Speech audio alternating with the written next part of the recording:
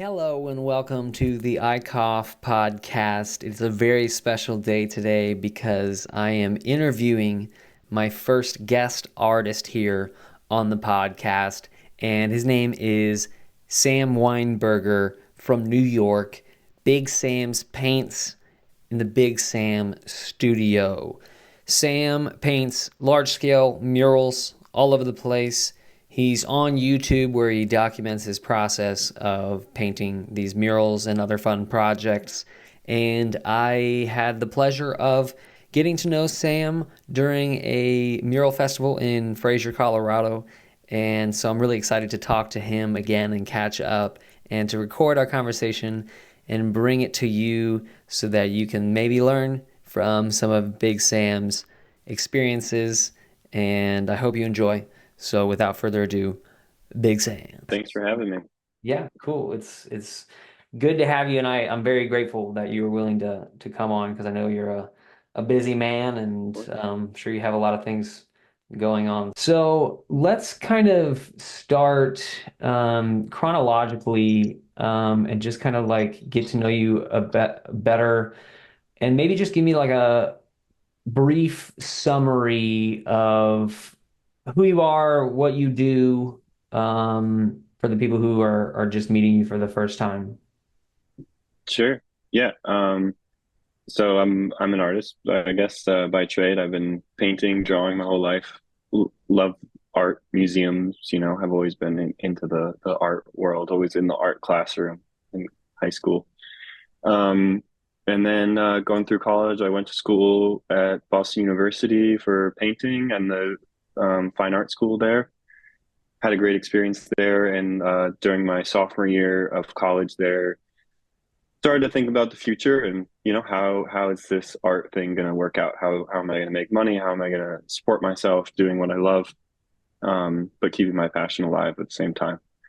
So that's kind of when Big Sam's Paints LLC was born, which is a mural painting agency, and I've been collaborating with different like towns, parks, restaurants, all sorts of different businesses to paint murals for their company, outdoors and indoors. And that's kind of where things launched off. I was really interested in the space. My brother at the time was living down in Miami, and he showed me, I went to go visit, and he showed me Wynwood Walls, which is like Oh, one of yeah. the most mecca of murals. And I was like, oh my gosh, like people actually do this like professionally, like I always know street art, but like, people do this full time, and so that really kicked off my interest in painting murals. And coming back to Boston after that trip, I was like, okay, like really, really was just dedicated to get my first mural or first big painting experience. I started like painting big canvases, stretching big canvases like in the classroom and trying to get my work out onto the street. Ended up like basically door knocking in Allston, Massachusetts to figure out who would be interested in kind of getting a donated mural. Um, Found a company that was interested. It was a children's center. Ended up being a commissioned project afterwards, but it was like first started as like a smaller mural, kind of like showed myself. And that's kind of when things kicked off. Like one thing led to the next. People drove by. Oh, nice. Love that work. It was before COVID, um, when there was no virtual like anything, um, at least from what I understood. And that's kind of how things kicked off. And then kind of just, snowball effect from there. I've been painting ever since. I've painted, I think, over 50 murals in like 12 different states, different cities, and all down the coast, a lot on the East Coast. One in Colorado with you, actually, out in Nice. Colorado Fest, Fraser. So that's kind of my story. Nice. Also into like graphic design and all of that like digital design experience as well, and kind of bringing the two together. Awesome. Yeah, I've always been impressed with your work and not only your prolific mural portfolio just in the last few years, but also your social media presence, which I do want to touch on in a minute. But what was like? the time frame between when you first were inspired to do murals. So I don't know if that was Wynwood Walls that you had that like first spark of like, oh, this is something that I can see myself doing. I want to do this. And that first mural gig, was it like you know, immediately, like right away, you just hit the ground running, or was there some time in between where you kind of had to like build your chops up painting those big canvas and kind of learn how to do it, or like building a portfolio or something to show to that client? How did that kind of Yeah. transition happen? Yeah, I mean, I was painting already, so I guess the transition to paint murals like seemed seamless. The actually the first mural I ever did was at Boston University Hillel building. I was part of their like cultural program, and the director there was a huge supporter of my like paintings and artwork. And he was like, "Oh, actually, we have this big wall. If you're interested." And like months went by, and then I came back and was like, you know, like actually serious about doing it. He helped me like fund the supplies for the project to really kick off the project. Ended up painting the first mural there with like full paintbrush and gallon paint. Okay, Um, so that process was similar to painting like a big canvas or something like that. right. Definitely different in terms of just using a larger paintbrush. Like once you actually start painting on the wall, you realize that painting a little canvas this small and painting a huge canvas this big with a big paintbrush is, I mean, I'm sure you know yourself, like it's very kind of similar. Hmm. Um, Even though it seems like so much more daunting and so much bigger. Um, and then I think at the end of that project, I was like, okay, I know that spray paint is a huge part of murals. Had a little bit of funding left from the supplies, so I was able to buy like a 12 pack of spray paint off Amazon, like one of those like 94 like 12 pack of each color. Yeah. Um, and use that to like finish up the mural that I was working on there, and like just started to learn about spray paint because I realized that spray paint was number one, the fastest way to install a mural, but also, you know, it's the most universal tool. It's like the Photoshop of real life. You know, you can paint a black line and then paint a white line over it in one go, and it fully is opaque, which could just never happen with any high quality, like maybe golden Liquitex paint, but like that's about it. Yeah. Um, so yeah, that's kind of how it happened. And then I was doing a lot of street art too, like not necessarily street art, but like street paintings in Boston during the time, and really like learn my chops around spray paint there. I was painting like portraits of Boston sports players, and kind of just getting into the Boston community through that. Like it was 2018, the Red Sox just won the World Series. They had like their victory parade, and I happened to be there painting um, like a 2x4 or 4x4 foot canvas of like Mookie Betts, um, which like really kicked things off like for me. Yeah, I was gonna ask, and maybe this is a good segue into social media and just your following. Is that because I remember seeing that might have been like the first thing I saw of you on YouTube was actually you painting, I think Tom Brady. Hmm. And I believe that was like a live painting that you just did outside the stadium, similar kind of concept. Is that kind of what boosted your social media and kind of sparked your following initially? Was it kind of like a almost like a viral type of movement for you? Definitely, Okay, definitely, yeah. And like half my followers now are sports related followers from like that time.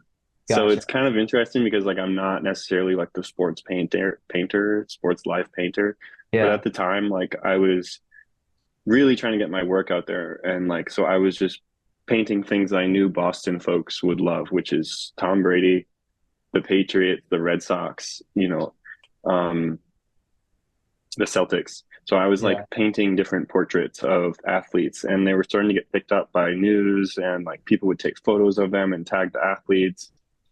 And it ended up like translating into going to Celtics games and dropping off the painting for Jaylen Brown and Terry Rozier and Marcus Smart and all of these, like just a crazy experience that I yeah. was not prepared for at all.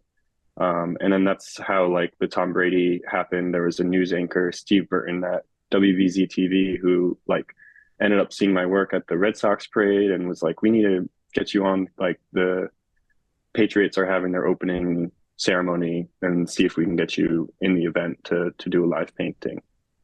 Um, and then Tom Brady signed the painting, and that definitely like kicked off my career for the better or the worse. Um, but yeah, definitely more of like a viral like kickoff that I haven't experienced since Yeah. in that Wow. same way. In that same way, yeah. And you said for better or worse, so does that mean that you kind of feel or have felt some sort of pressure to continue doing things like that? Or did you feel like boxed in and wanting to Yeah, branch out? Or do you like sports? Like, is it something that you just dig out of like a organic desire? Like, yeah. No, I'm a big like Boston sports fan as well. My brother is like a baseball pitcher. He played for the minor leagues for a couple years, and like oh, wow. definitely sports within my family.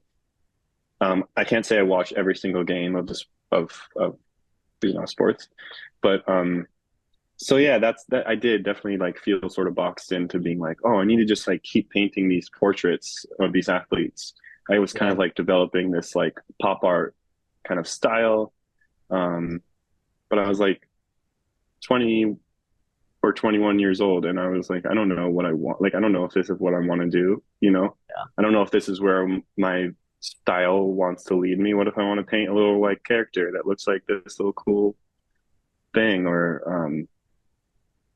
so I definitely felt a little boxed in. And at the same time, I was in the fine art program at Boston University, getting feedback from my professors and like presenting work as like a pop art, portrait and a fine art school just like didn't necessarily go over super well. Yeah. Um, as you can understand as a fine artist yourself, it's all about, expressing yourself. And it's like to them, it's like, what are we critiquing here? Like, what is the, emotional meaning behind this other than the fact that it's a portrait of Tom Brady, Yeah. Right. which I totally understood. And so I kind of definitely had like some like, who am I? Like, what, those kind of questions about myself. Yeah.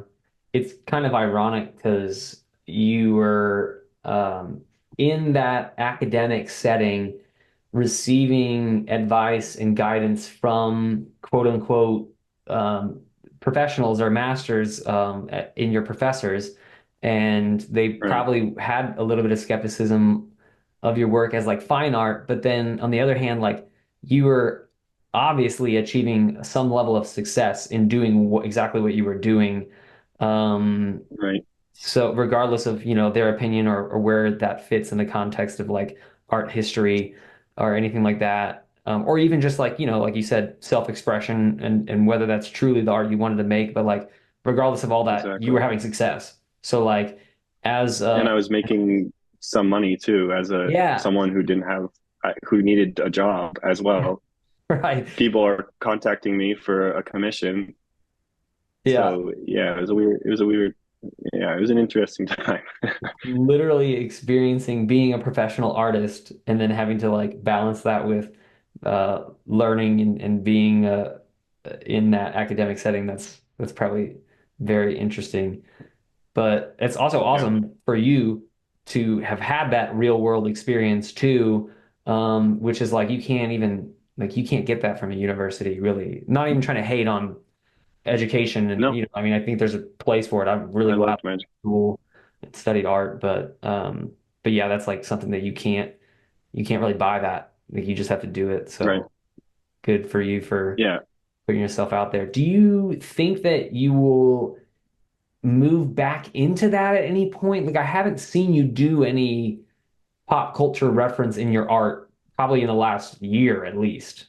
I mean, maybe you have and I just missed it, but Yeah. I haven't really seen it a lot. You've been doing a lot of your own creative stuff, very representational of certain like psychological concepts. Like you've had a lot of like I don't want to say like sociological narratives, but kind of. I mean, you've even been incorporating a lot of like text in your work, in your murals, and having like specific messaging in your work, which Hmm. is a little bit different than pop culture reference of like, who this person is. This is my take on that. Do Right. you ever think that you will go back to that, or are you trying to intentionally, set yourself apart from that? Yeah, I don't really know. I mean, I still don't really know. I kind of just go from one thing to the next. My style is always like changing. I'm still like very representational in terms of like painting like a specific object or a specific thing. Um, so like I would love to keep like like twisting that, and making new things in terms of like, like your artwork. It's like it's a tree, but it's like also a person. It's also it's very like more abstract, but also representational at the same time. Yeah. Um, where so I don't really know. Like it depends where I move next. If I go back to Boston, like if an opportunity came up where the Patriots won again and like I was in the right situation and I was in the, like I would be open to it. But I have been trying to push away from like just doing specific pop culture like artist kind of title. Um, and a lot of that is because I've been working with companies to paint murals. A lot of them have very specific requirements or ways that they want to like deliver the work, the ways that it'll benefit their business to make money and to promote their own business. Um, so I guess I'm getting more into like the design side of things, like the graphic design, kind of like creating this work creates this impact. Yeah. Um, and then like my personal work for canvas paintings and things can be more flexible and are more inspired by my own life or my dog or Central Park that I've been loving the last couple of years, like every day, been making paintings like landscapes and things of that nature. So I don't Nice. really know where my work is going, if that answers your question. Yeah. Yeah, I mean, it's fair enough. I feel like that's kind of a common thing of me just having conversations with artists. And I don't think it has to be like a bad thing of like, lack of intent or direction. I think it's just like, this is the long game. At least that's how Yeah, I see it. And like, we're not supposed to have everything figured out as long as you're finding joy in the process and surviving, making a living, which it seems like you've been able to do. Right. You're like full time. You don't have any other like day job or anything like that. Is that right? no, I don't. I am like, yeah, so like speaking about money and how I make enough to live, Mhm. definitely my main squeeze is murals. Yeah. Murals can be really profitable. Yes, it's commercial art. It depends how you want to position yourself as an artist. Does that align with your own values? Um, a lot of times it is my own artwork that I'm actually designing and creating, but like I said, there are like very specific requirements. Like we need it to say Three Monkeys bar, and we needed to say we need our logo on it, X, Y, and Z. There's other murals that I've done that have been really profitable that have been like, this is for the town, and we're creating a new school system, and we need a mural that's like, we need this graphic on the wall, and we need someone to be able to install it directly. That's the correct proportions. This circle is 12 inches large, and um, that's a very like technical installation, I guess. But I've been doing those as well to make money. Um, and then in terms of day job stuff, I don't have a day job right now. I've been fully freelance with work, but I've also been like developing my skills as a graphic designer, as like a UI UX designer, kind of like getting into the tech space as well. So it's definitely like on the horizon as well for kind of more consistent income. Yeah. But Diversifying but your for things. Yeah, and every year, and it's been like 7 years now of painting murals, so it's easy to be like, okay, like January, and right now, January is coming up. The winter is coming, and no one's going to be hiring for murals. Yeah. I know that it's going to be a slow time. By May, things pop up. People are calling May, June, July, August, September, super busy, and then again, crickets, and it's quiet, and you stay active on social media and such, and people start reaching out in the new year. Yeah. Um, but the idea of a day job is like compelling in some terms as well, surrounding around like art and design. How about Yeah. you? Yeah, I'm kind of the same. I mean, I would say 90% of my income is murals. Because Hmm. like you said, it's just like the price tag is that much bigger. Like you would have to do Yeah, dozens of private canvas commissions to even reach right. one price of a 100%. mural. So it's kind of like hard to ignore that. And I'm definitely putting most of my attention into that. I have considered getting at least like a temporary seasonal job, like for the winter. Like you said, that's just Hmm. like slow time because the exterior gigs kind of come to a halt in the winter. Right. I'm sure it's probably even worse for you up north in the Northeast, but Missouri winters are also can be brutal. Can be, yeah, yeah, yeah, I'm Well, sure. so I've tossed around the idea of like just getting like a part-time 20-hour a week house painting job, something that's like Yep. pretty low stress. It's something I don't mind doing. Like I enjoy the process of physically painting. It's one of the reasons why I like painting murals. Hmm. Just like changing the colors of walls and rolling around that latex is Hmm. it's kind of fun. So hopefully I can, get enough mural work to where I don't need to do that. But with my like investments from this year and kind of like spending a lot of the reserves that I had on this duplex renovation, it's put me in a position where, it's not 100% necessary, but getting a part-time job would probably just relieve a lot of stress and Yeah, put less pressure on those murals so I don't have to like totally burn out and grind on stuff and compromise.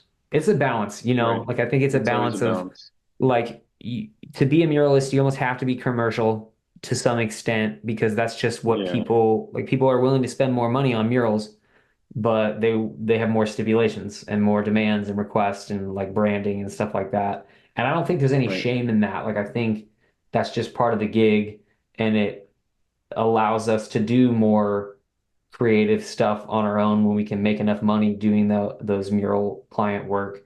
Um, Hmm. and then, we have more time in the studio. So I think you and I are pretty similar in that regard of Yeah. just like, I guess, while we're talking about money, are you like a financially savvy person? Like, because like for most artists I talk to, it's something they don't even want to talk about. Like, they Yeah. don't like budgets. They don't like all that. It's like a different part of the brain that you're using than the creative side to get your finances in order. But for Totally. me, I basically just like saved up a bunch of money from my previous job before I started my Hmm. mural business and have been essentially living off of that savings for the last 5 years or so. Like obviously I've replenished it and it's not like Right. I'm just like going from this mark down to this one and now I'm out. It's like, ebb and flow, but I've had that kind of safety net that I built for myself. Hmm. Is that similar to your situation or have you been able to pretty much keep up with your income through murals to get by? Yeah. I mean, I started the murals in college. Like I said, it was either that or getting a job. So I didn't necessarily have any savings. I also had student loans to pay. So it did kind of was born out of necessity. Um, and yeah, I mean, especially because I'm staying in New England, I have consistent clients now, or clients who are referring me to other clients, and I'm kind of have like this baseline salary that I know that I'll be able to meet every year.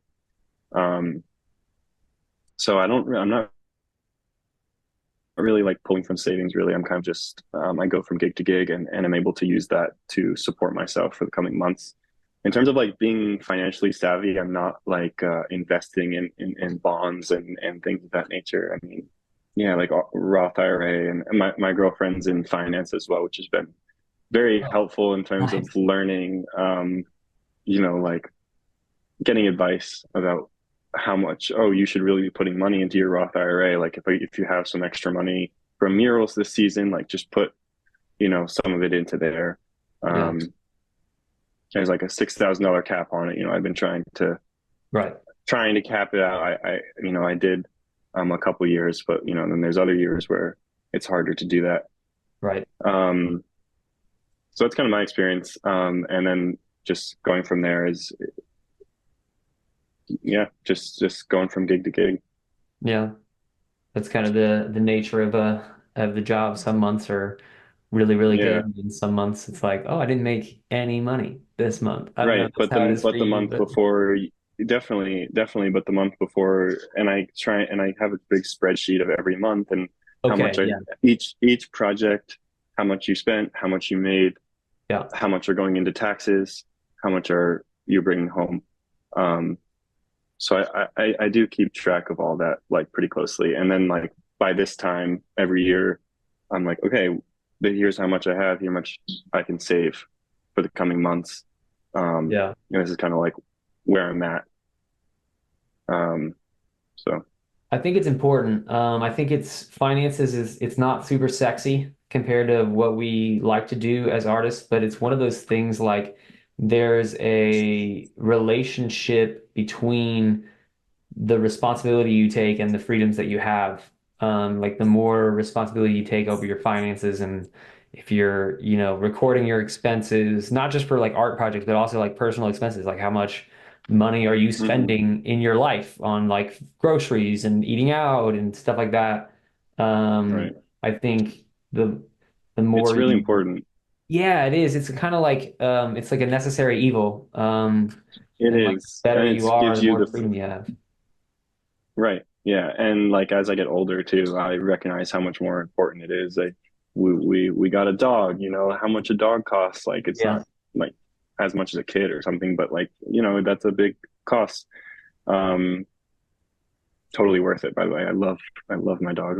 Okay, nice. And like but it's another thing to consider. And so I think that's always really important. Yeah, nice. Well, let's shift gears here. We have like 6 minutes left on this time, so we'll probably want to just re-up and start another session because I'm liking what we're talking to. If you have the Do you time. want to yeah. Do you want to cancel and edit this out and then restart one? Let's just do like 5 more minutes and then so we don't get cut off. I'll ask you like one more question and then we can just jump back. We'll get off and then jump back in. Okay. So we talked about money, we talked about kind of your current situation and like so sort of where you came from, but let's back up a little bit further and get a little bit more like personal with Big Sam. And I'm gonna ask you, what is your earliest memory of being creative? So like is there a time in your childhood, you said you've been drawing pretty much your whole life. Is there a time in your childhood or a moment specifically that you remember making art for the first time? Or is it just kind of a blur? I remember like in elementary school or middle school, like elementary school drawing like during recess and like copying like cartoons and things, like drawing them again. So I remember doing that, and I feel like that was the first like, oh, like it looks like the cartoon. Like I really enjoyed that process of like getting a blank piece of paper and drawing like SpongeBob SquarePants or like I don't know, Patrick Star. I don't know why Yeah. it's all SpongeBob, but you know, just different like cartoon characters. Um, so that was my first experience. And then like moving into high school, like my junior year of high school, I really started to get into like painting. I was like, okay, this could really be like pushing paint around and like I really loved mixing colors and starting with that process. So I think yeah, my earliest memory would be drawing at recess. Nice. And do you think that that was just like a response to not wanting to like play the sports at recess or something like that? Were you just like, I was just socially just a little, just had a hard time socially. yeah, I have a So similar experience. Like when I started drawing, like my earliest memories of drawing was at my grandmother's house when all the adults were talking and having a conversation and like really loud conversations that I just like couldn't get involved with. So I'm just like sitting here absorbing all this stimulus, and it was like my kind of escape to like just zone into my own little world and yep, draw. yeah, So and it's a good like it was a good like way to communicate with people and be like for people to be like, oh, that's all, like, and have conversations that way when without it, I might have been like super socially awkward and not know what to talk about. I want to know how you think that that has impacted your drive to create. Like when you were just kind of drawing as like a means of coping, maybe with some like social anxieties or whatever combination of things that led you to begin drawing. But how has that transformed through your life to like fast forwarding back to today? What is like the driving force in creating? Is it, pursuit of financial stability, like we talked about already, like your career? Is it like a spiritual endeavor? Is it a sense of kind of obligation, just using what you got? Combination of those things. What do you, have you thought about that recently? Yeah, yeah, it's a good question. I mean, I don't totally know the answer, but I think it has a combination between doing something that I love and and finding a passion with that, and then also the financial side of things, and finding a way to make money while also like being doing something that I love doing and being and really happy doing. Um, and then also the combination of learning computer softwares and learning design softwares and getting more into graphic design. And that's also like always been the kind of a side of me is the graphic design side. Like throughout high school, I would be like designing like musical posters and albums, and I've always played piano. I've always been like into music and like would would design like little posters that I would have for music concerts. Um, so I guess it's like the combination of all of that, and then trying to do something that I love doing and having a enjoying the process of that. Nice. Do you think that music kind of plays a role in your business and your pursuit of visual arts? Like do you use it as like a another outlet that doesn't have so much Uh, pressure behind it? Or what's the role of that in your life? it kind of come. I mean, music has always come and goes. It's I've joined bands here and there. I'm in a little indie band right now that we play. Like it's very like every other month or something like that. Like we'll have a gig that comes up and we'll end up practicing like aggressively for 2 weeks, and then the gig happens, and so it's just another like outlet of creativity for me. Yeah. Um, but it doesn't necessarily like play a huge role into my artwork, other than the fact like that I create YouTube videos of the process. So I'll like kind of be able to use my musical kind of like ear for that stuff, or for editing, or to add some piano into the background of music into the videos. Yeah. Copyright free. Copyright free, yeah. Yeah. I've noticed that you've done some of that keyboarding, and I've seen you play in a couple of videos that you've had the keyboard out. So I Yeah, always it's wonder that always. because it's something that I've been kind of battling with as far as like burnout, of Hmm. just like forcing myself to design and to draw and to paint all the time. And like I just nonstop thinking about it. So I'm like exploring different avenues of, do I need to like pick up an instrument? Do I need Hmm. to I think what I've actually landed on recently is tennis. I played tennis for a couple years in high school and then just like Nice. didn't really play much since graduating high school. So it's been like over a decade, but I have Yeah. a desire to get back into it. And I think I'm going to do it as just like a somewhere to put my energy and like develop a different part of me. So I'm not just like tunnel vision, hyper focused on art. And maybe that can Yep. free up some mental space. That's my idea at least. Totally. We'll Totally see. love to stay active. I think that's a huge positive of mental health. You're a runner, right? I mean, I wouldn't consider myself a runner, but my girlfriend's definitely a runner. She's Okay. running the New York Marathon actually, which is Oh, no way. I'm so excited for Damn, when is her. that? But it's in November, like the first week in November. Okay, so it's coming up. So yeah, she's been like training and running crazy miles and on like a schedule for training. Yeah. Um, but no, I don't really, kind of just here and there, and you know, go to the gym, or I try and do something every day, like, but I'm not like a serious runner. Yeah. But I mean, painting murals is a physical thing, so um, Definitely, you almost have to have some sort of like resistance training involved in your life so that you can stay healthy and be able to lift those ladders and buckets of paint and stuff like that. totally. It's a very physical job, as I'm sure you know as well. Yeah, I almost like think of myself as an athlete sometimes, just like Yeah, having to like make sure I'm eating right and make sure I'm, exercising and staying fit. So, totally. so let's fast forward now into the future. Do you have like are you a dreamer? Like, do you Definitely. forecast in the future and like have an image of where you want to be 5 years from now, 10 years from now, 25 years from now? What's your maybe give me a little bit of each. Give me like a where do you want to be in the next few years, like imminent future, and then maybe just give me like a long term. Like, what do you see yourself even at like 50 or Yeah, maybe yeah. 60? I'd love to hear your answer for this too. Okay, you go first and then Um, I'll do it.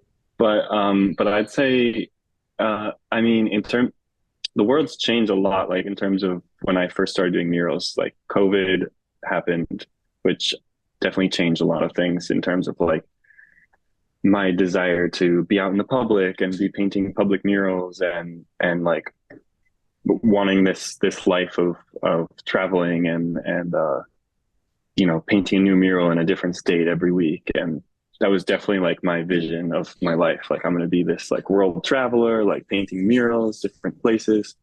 Um, and then COVID happened, and then I think the world like really went online, and that's when I started doing YouTube, like being like, okay, how can I like still keep up with my artwork in the public eye, but doing virtual work.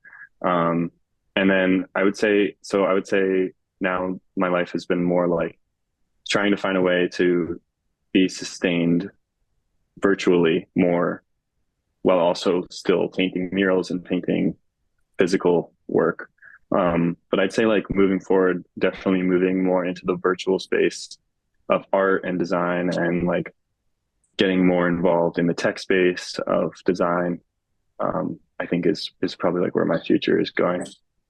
So I don't know like what 5 years would look like or 10 years would look like, but I'll always be painting murals and always be painting canvas paintings. But I think my life could more transition to like this virtual um, creation of making work on the computer and delivering for like different companies in the tech space. Um, yeah. How about you? Super similar, honestly. I will say that I think I still have that desire to travel and get my art as many places as I can. Like I still want to be a global artist. Because traveling is Hmm. just it's something that I feel like is inevitable. Like whether I enjoy every minute of it or not, I feel like it's something I have to do. I've just been an adventurer since I was a baby. Just like never wanting to be held by anybody. I just wanted to like crawl around and explore. Um, I will say that my recent travels to Ecuador last year Oh yeah. shifted my perspective a little bit on traveling. Like especially long-term traveling. And maybe that's just the difference for me of like, I need to focus my travels on, 1 to 3 week time spans. Because 3 months abroad is a lot. Some people can do it. I think I need more of like a home base. I Hmm. need more routine most of the time, and then maybe I could travel like a quarter of the time. Like maybe once every couple months I can go travel somewhere for like 1 or 2 weeks. And I think that's kind of the sweet spot. So I do want to do that quite a bit more. And like you said, I think I'll always paint murals. Like it's something that I'm Always, yeah. I'm pretty passionate about just painting in public, painting large. It's just Hmm. it's the most motivating. Like I don't get that excited about. painting a canvas, I like doing that because it's chill. It's like low pressure. I can like be pretty cozy in my home studio Hmm. and painting a canvas, and it's like no pressure. So like if I can make money off of that, at some point, I'm not gonna say no. That'd be great. Like if I could just like sell prints or sell original paintings, like it'd be Yeah. nice if I could get more income from that, so I can do more of that, and then just paint like, 5 to a dozen murals a year, somewhere in that range, Hmm. and then, really just secure my finances. But Yeah. a lot of my short-term goals are actually outside of art. Like I want to do another duplex renovation. I kind of want Oh, to like nice. leapfrog into another property in the next couple years, maybe not within the next year, but like in 2 years.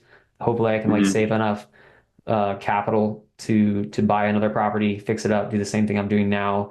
Because I would like Hmm. to sooner rather than later build enough of a real estate portfolio that it can almost cancel out a lot of my expenses, so that I can Hmm. have that freedom sooner, because time is just so important to me. It's like how, you need time to do the things you like, to develop skills. If I just had, even like $1,000 off of my monthly expenses would be massive. Because it would Hmm. allow me to not have to chase the money as much, and I could, hone my skills. And I think I'm just like pretty growth oriented nowadays. Like I'm seeing things really for the long run, probably to Hmm. the demise of my enjoyment of the present moment. I'm just like so future forecasting, and I'm probably not present enough because of that. But it's just I'm a dreamer, so it's hard for Yeah. me not to think about all the things that I want out of my life. Yeah. So, but I think I'm similar to you in wanting to develop my virtual skills. For me, it's probably less design oriented and tech oriented than you, and more so content creation. As gross as that sounds, like I know you know this life, like you're on YouTube. I think you have what, like 6,000 plus subs on YouTube. I think your following on Instagram is like in the tens of thousands. I think you have like what, like 14,000 or something like that on Something like Instagram. that. So you're quite a bit bigger online presence than me, so you know this even more than I do. But Yeah, just probably not. Half of those people are like Tom Brady supporters. So, yeah, yeah. So that's kind of like a an interesting but yeah, dynamic anyway. of, but something to consider too, because like I've heard a lot of people say, you want to attract your true audience, and build like a community that's there for the right reasons and meaningful. So, maybe you could speak on this even more about how your YouTube success has gone and fluctuated. But for me, that's something that's definitely in my goal horizons. It sounds kind of cringy to say, like I want to be a content No. creator, but like just the possibilities and opportunities that come from having an online presence, especially YouTube. I think YouTube Hmm. is truly the best platform for visual artists, at least. Just your personality enhances the art and vice versa. Hmm. So Totally. I really want to. A lot of my role models are YouTube artists. You know what I mean? And I know Yeah. you have Yeah. you follow a lot of the same people as I do. So Totally. I don't know if you have anything to comment on that, or any advice to kind of a beginner. I don't want to say beginner. I've had my YouTube channel for like 6 years, but Yeah, you're not a beginner. I just surpassed the 1,000 sub threshold, whatever that means. Yeah. So any advice Yeah. for content creators? I mean, I think it's an incredibly important tool to get more work and to be able to put yourself out there. I know that there are a lot of almost all the time that I get a new client, they'll be looking at my YouTube channel, looking at the process of painting a mural. It validates you. It shows that, you can show a final painting on Instagram, over and over and over and over again, but especially with like the rise of AI and ability to mock things up so well on the computer and I think the format of YouTube is like nothing, no other social media can kind of compare to, because you're able to show the entire process. Here's a blank canvas. Hmm. Here's the process of me opening the tubes of paint and painting this, and here's the process of sketching it, and talking about the process of, you know, and whatever you want to talk about. But I think it really validates you as an artist to have a YouTube channel and have like a social presence.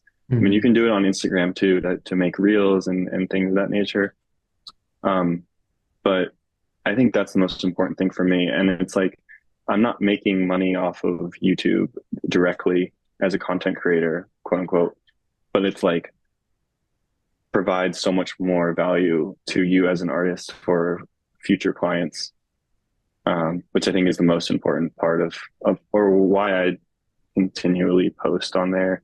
I mean, my channel is also changing in terms of like doing like less vloggy type of like, hey, here we are today. Like I did like a, in college, I was like every day I was posting just like once a day, every single day I would like edit an entire video and like show the process of like going to class and like my sculpture class from that day, just like the most random stuff. But I was like, just got to get my name out there. And Yeah. so I guess I feel like less like desperate in a way of like proving myself to the world. But at the same time, like I'm always like going to be posting the process of videos, and I know people love watching those, even if Totally. it is just like 100 people, or if it's just a couple views. Like those views might be, the director of the town of X, Y, and Z, and that'll get you your next project. So I think that's the most important part of content creation for me.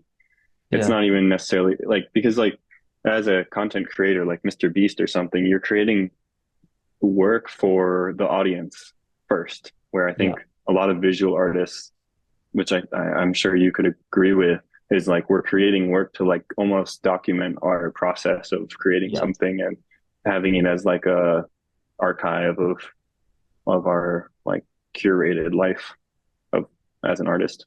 Yeah.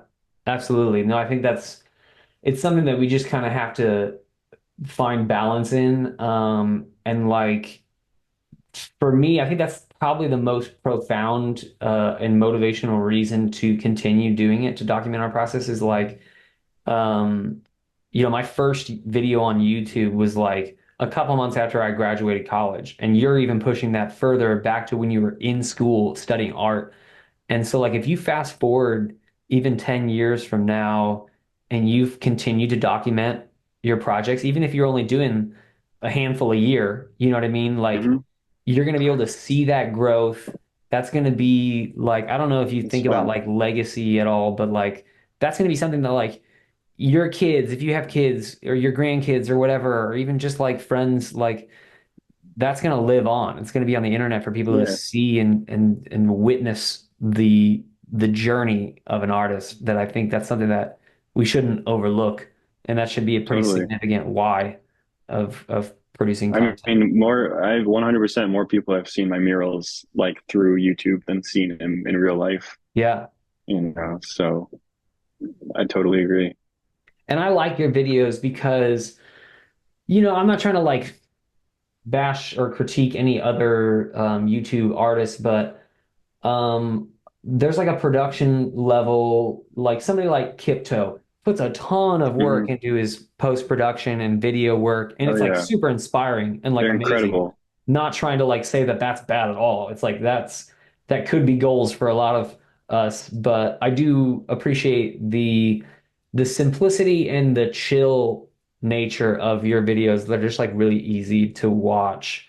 Like it's Right. usually just like really chill lo-fi music in the background. It Yeah, seems nothing too very special.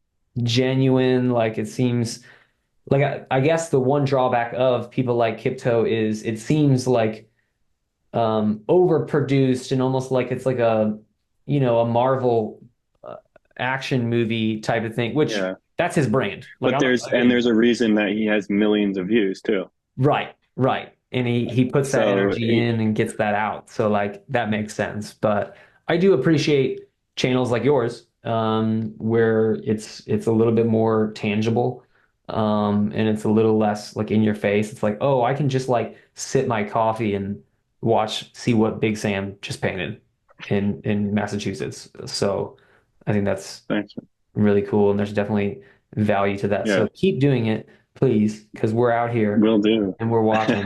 Thank you. Yeah, you as well. I think it's like about either going like you can think of videos as like, okay, am I creating this production from like this end, from like the viewer's end to the creation, or am I like creating it to then I don't know if that makes sense, but like I keep going back to Mr. Beast. Like before he makes, and I don't know him or know any of this process, but before he makes a video, let's say he sits down with his team and he goes, how are we going to get to the news line? Okay, what is Yeah. the news line title? Okay, the news line title is that 100 people sleep in a cabin for 100 days. Okay, then now let's figure out how we're going to make that video where it's like more organic for me, where it's like, oh, I'm just like making this project. I'll set up the camera. I'll have all this like an hour of footage and I'll edit it down and whoever wants to watch it can watch it, you know? Yeah. Yeah, I So think I'm, that's a good point that you make of like what is your what is your end goal and what is your process look like? Because I think Mr. Beast probably just likes solving that puzzle, like on like a sociological level of like how do yeah, I entice people? He's like, I mean, he's a salesman. He's a brilliant marketing strategy guy, and there's definitely value in that, and like I'm impressed by that. But I also yeah, share your sentiment of like, totally. I know, like I've seen your videos too. It's totally the same way. yeah, it's like a Not lot as of just Mr. like Beast, but as documentation. exactly. So, which I'm It's trying okay to, if it's 25 minutes long, you know, it's who cares? Like it's just, it's another thing to put up there and put right. yourself out there. Well, and I think it's important to think about the process and not, because something for me is I've tried to push the boundaries of like my filmmaking. Like even a couple of videos I've done recently, I've been more like trying to be cinematic and trying to be like really video centric, and thinking Hmm. about the footage first and foremost. And it's just not why I got started in the first place. And it's hard for me, like takes even more effort when, even the documentation of the process takes so much away from your experience of actually creating the art. Yeah. So I think there's just a balance of like documenting enough to make it exciting for people to watch and be, presenting some sort of value to the viewer, but Hmm. not like ruining your experience because like it can be stressful. Like it Uh-huh. takes a lot of work to put videos together. To like Yeah, it painting does. murals is hard enough. Right. And then to Totally. also be capturing the time lapse and to be maybe doing some commentary in between. It's like It's a lot. it's a lot. And then you gotta edit it and you gotta upload. It's like Yeah. shoot. YouTube's no joke. The cover image Get the and all thumbnails. that. Yep. No, it is. It's a whole process and it's why not a lot of people do it. Yeah, no, I think you're right. But I think the demand is there, and I think that there's definitely a reason for us to continue doing Yeah. it. Like I said, I think YouTube's the best for visual artists for all the reasons that you said. Um, Opportunities. It's like a living portfolio. It's not just like, oh, Hmm. scroll through these images. It's like there's a person behind this. All it takes is that one building owner or business owner to be like, I like this guy's vibe, and Hmm. it adds to your art. So, Hmm. um, Yeah. Yeah. So what is your like super long-term goal? That was kind of we talked about like immediate things, but like how do you see yourself as like an old person? Do you see yourself like married with kids, still doing art? And maybe you like open the lid on this. Like you don't have to be practical. Like Yeah. maybe unlimited, anything can happen, all the Yeah. opportunities, unlimited funds. Like what would you like Yeah. your 60-year-old Sam to be? Oh gosh. But I mean definitely like I'm all about stress, like least amount of stress possible, I think number one. I mean I'm very family centric. I love my family and I definitely see that in the future. as part of the picture. Um, so that's definitely part of it. But then also, yeah, having a studio, always having a studio to paint in. Still painting at 60 years old, still painting murals at 60 years old. Getting out there and painting. I mean, we were in we were in South America as well in Medellin, and there was a Oh, guy nice. painting out there. He was probably, yeah, maybe 70 years old, painting on this little, like, just like painting the scene. I'm like, that is so awesome, you know, like I would love to do that. And um, but then at the same time, I want to make sure I'm financially stable and I have enough funds to be able to sustain myself. And so I think also getting into like a more sustainable practice, where like murals are very sustainable, but it's very, very, very self-driven. Like if you don't show up for yourself, it's not going to be there. If you don't like make the call, it's not going to happen. Yep. So maybe finding a balance, like you were talking about with that, with like a part-time or a full-time job that like I get further into, and then doing murals and stuff on the side. Um, yeah, in the last like year and a half, I've been really pushing like I don't know if you know the term like UI UX design, but it's Um, like the process of like the user experience of an application, like right. Yes. mobile Okay. apps and web apps and stuff. So I've been like I took a course in UI UX design, and I just did an internship at a advertising agency here in New York for 3 months, and like that was a really cool experience. It was like my first like corporate experience as a designer, like working with like project managers and copywriters, and I really enjoyed it. Like it was like, yes, you have to show up every day, but there's people there to like help you as well. It's not like you're where murals will always be a huge part of my life, 100%. But like it's like I did a huge mural in West Palm Beach, Florida. One of my biggest murals, biggest commissions I've had to date.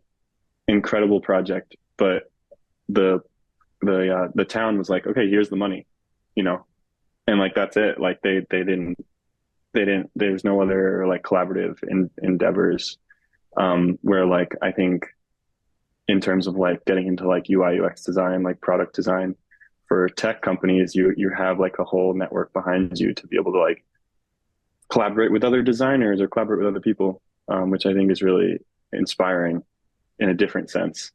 um, so I've been getting more into that stuff, so I see my future going in that way, like I've talked about a little bit. But I think just keeping it as a balance as well, because I never want to lose my passion for design, because that's definitely like more money oriented for Yeah. me. Where painting and painting murals is more passion driven. Nice. Yeah. It Just like seems you like with you know, buying a condo building and buying a house, like it's not necessarily like your biggest passion, but like you know it'll make you more financially stable in the future. And so finding a balance with the two things is, I think, really important, especially as we like get older. It doesn't seem as important when you're younger. yeah, right. But I think it is Yeah, important, like you said, how you kind of started that off with um, peace or stress reduction is like a huge priority for you. And I share that sentiment. Like most of my drive for making money and being financially secure is it's not even that I want to like buy a totally. bunch of stuff. It's not even like I No, do want to do a lot of stuff. There are I things have I the want to same shirt buy. since college. Totally. Yeah, right. But You yeah, know, like I'm pretty frugal. I'm sure you are as well. Is that yeah, true? totally. Totally. Yeah. Yeah. But like there's a peace of mind that comes with that stability. And so I definitely echo everything you just said. And I think that's smart to like while you're still young, because I think you're what, a couple years younger than me. How old are you? 20, I'm almost 26. Oh, you're way younger than me. Not way younger, but like you're 5 years younger. I'm No. 31. I'm turning 32 next month. So you're, I Oh mean, you're yeah, still you're very in the young. happy birthday. I forgot that we're Thanks. so yeah, Thanks. It's still like a totally. month away, but thanks. Nice, nice. Um, Yeah, but that's good that you're like diversifying, you're like learning new skills. You're thinking about the future. You're setting yourself up for success. Like you can always keep doing what you've been doing in the mural work, and you should, but like digital design is very different. I mean, there's some overlaps, but Some, but yeah, it's much more like technical. Yeah, and I, Um, I like that aspect of like the social and like the collaborative nature of that work, contrasting the kind of more isolated painting career, like murals. You're in public a lot, so you're talking to people on the streets, so it's not totally isolated. It's better than like an isolated studio practice, right? But a lot of times you do just have headphones in, you're facing the wall, and you're just by yeah. yourself. So Or that's a even in good terms of like, balance. I guess I was just getting at it a little bit, but like in terms of isolation, in terms of the business side of like landing a mural, it's like for the one in West Palm, it was like getting the permit, and then you have to, and I was like I was doing like all the aspects of a business, like bringing the permit to the notary to get it notarized, and then getting Oh, it signed wow. by this person and this person, and then I'm ready to paint, but the owner of the parking lot says that I can't use all the parking spots because I'm taking up all their money for all the days, and then Ah, I have to pay for all the parking spots, and I'm like, what do you like? Why can't you like there's no team behind you to help you with all this types of like minute communication with people. yeah. Um, so it's like so fun too. It's such a fun process and so rewarding. There's nothing more rewarding than painting a mural and finishing a work and having a happy client. Like Oh, I've yeah. never, that's so much fun. It's good job satisfaction that is almost unmatched anywhere It else. really is. It's It it's really pretty is. awesome. So, Yeah. well, it sounds like you got a great head on your shoulder. I always appreciate talking to you. I know we haven't really Yeah, had you a lot too. of these conversations, but I really enjoyed our time in Frasier together. Because That I was so had fun. Yeah. I had like an idea of you before because I've been following you on YouTube and all that, but you're a cool guy in person, and in your videos too, Thanks, but man. You too. um, I appreciate that. So I think you have a good Fraser, balance. Colorado. Yeah, good memories. I hope that we are able to do something like that again in the future where we can kind of That'd be paint fun. alongside each other, and I'm sure our journey is far from over Yeah. as No, totally. art friends. So I'll have to come I, out there too, visit sometime. yeah, for sure. Anytime you're even close in the area, I Totally. own this place. So we have my guest bedroom. You can see this is my office. So the little couch thing behind me is actually a tri-folding mattress. So this Oh, doubles nice. as our guest Where, bedroom. what state are you in? What state I'm are in you? Missouri. So Missouri. we're Nice. like 20 minutes from the Kansas border Nice. Okay. in KC. It's actually That's awesome. Raytown is my town, but it's just outside of Yeah, because I KC. knew I knew when you came to Fraser that time for Colorado, it was quite a drive, Yeah, right? yeah. And like, yeah, my sister just moved out to Colorado, so everyone's like going west.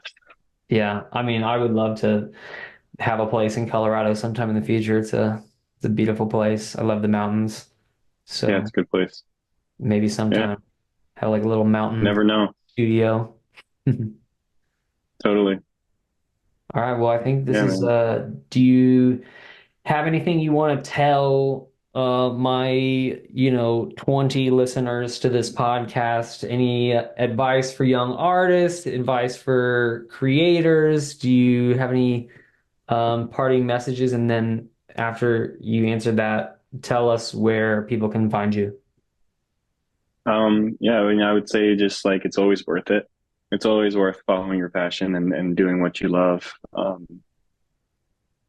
Working really hard at it, and the results are always happen. So I would say it's always like art has been an incredible experience. It's such a journey. Like you look back and you see all the incredible ways that you've been able to affect people and affect places, and I think that's the most rewarding experience. So I would just say to keep it going, and you can find me at bigsamspaints.com, big Sam's Paints. Um, yeah. How about you? What would you? Any advice for your listeners? I say a lot of the same thing. It's about the long-term journey. Try not to get caught up in the moment. Like obviously be present so that you can do the best in any situation. And like making art is very temporal thing, and it's very in the moment, and it requires focus and getting in that flow. But also just zoom out every once in a while if things get stressful, and don't compare yourself to others, who others are today. Compare yourself to who you were yesterday, and just remember that you're making progress. It's about the journey, the long term, and we're in this for the long The haul. small So wins. yeah, yeah, celebrate Yeah. And I your think victories. collaborating with other people, Yes, collaborating with other people, like I think it's such a small world, you can get caught up in painting a little canvas, but like talking to you and getting new insights and just like getting out there, whatever it may be, even if it's just like LinkedIn or something, yeah, just it's setting up time to talk. Like everyone's always open to talk. So if you I think that's always important too. Having a absolutely. community. Yeah, like coffee dates with artists, even just like Yeah, a Zoom like this. Like I would love it if we could, every few months or so. I know we're busy and schedules yeah, conflict, but we should just sit down and chat about art, off the yeah, air when it's not a podcast. I'd love to set something up in the future for us because it's yeah. important. I think using your network, solidarity with each other, because it is isolating and it Make can it be an open scary. link and anyone and just, put it up on social media. Anyone who wants to have a little lunch, coffee chat, virtual coffee chat, something like that. There you go. Yeah, great That'd idea. be awesome. Yeah. Sweet. Sweet, man. Well, thank you so much for having me on here. Yeah, thank you so much for taking the time. Hopefully I'm sure it's good insight, and just hearing from real life artists and stuff like that is inspiring for anybody watching this. So very much appreciate your time, and I wish you Definitely. all the success in the near future. I'm sure you have a Man, you lot of too. exciting things on the horizon. So Yeah. Day by day, step by step. that's right. One thing at a time. Yeah. All All right. right. Thank you so much, Sam. Appreciate All you, right. boss. Thanks, Alex. Appreciate it. All right. Have a good day. Peace. Bye.